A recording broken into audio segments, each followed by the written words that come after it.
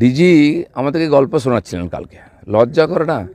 অবশ্য করতেই হবে, ওনাকেই বাঁচিয়েছেন জেল যাওয়ার থেকে মমতা ব্যানার্জি, তো তুমি তামাজারি করবেনি।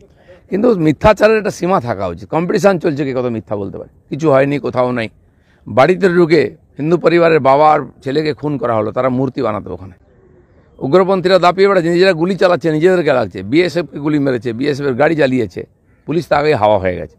যে অকর্মণ্য ডিজি, যার কোনো ক্ষমতাই নেই, যার পুলিশকে খুঁজে পাওয়া যাচ্ছে না, মানুষ হাহাকার করছে, পাড়া পাড়া থেকে ফোন আসছে, কোথাও পুলিশ নাই, আর এই জঙ্গিরা দাপিয়ে বেড়াচ্ছে সব জায়গায়। এই ধরনের পরিবেশ পশ্চিমবাংলায়, এ তো ভয়ঙ্কর অবস্থা। যত ইলেকশন আসবে আরও বাড়বে এটা, কারণ ওনারা চান এইভাবে জঙ্গিদের ভোট পেয়ে জিততে। বাংলাদেশ থেকে লোকেরা এসে উৎপাত করছে, কোনো রোকটোক নাই। দেখুন, রামনবমীকে ডিস্টার্ব করার জন্য রাজ্য সরকার বহু জায়গায় সমাজবিরোধীদের নামিয়ে দিয়েছে, মৌলবাদীদের ঝামেলা করে ভয় দেখানোর চেষ্টা করেছিল, কিন্তু উল্টো হলো।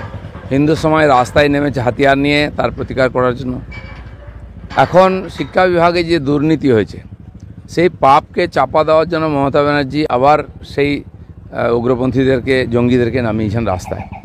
দুদিন ধরে মুর্শিদাবাদ জেলাতে যে তাণ্ডব হয়েছে, যে হিন্দুদের দোকানপাট লুট, বাড়িঘর ভাঙা, মন্দির ভাঙা, হাজার হাজার 600 কোটি টাকা সম্পত্তি নষ্ট করেছেন, এটা চলার পরেও রাজ্য সরকার চুপ করেছিল।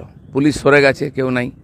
দুদিন ধরে বিএসএফই সব নিয়ন্ত্রণ করছে। আমি নিজে ছিলাম মালদায়, মুর্শিদাবাদে, দেখেছি চোখের সামনে।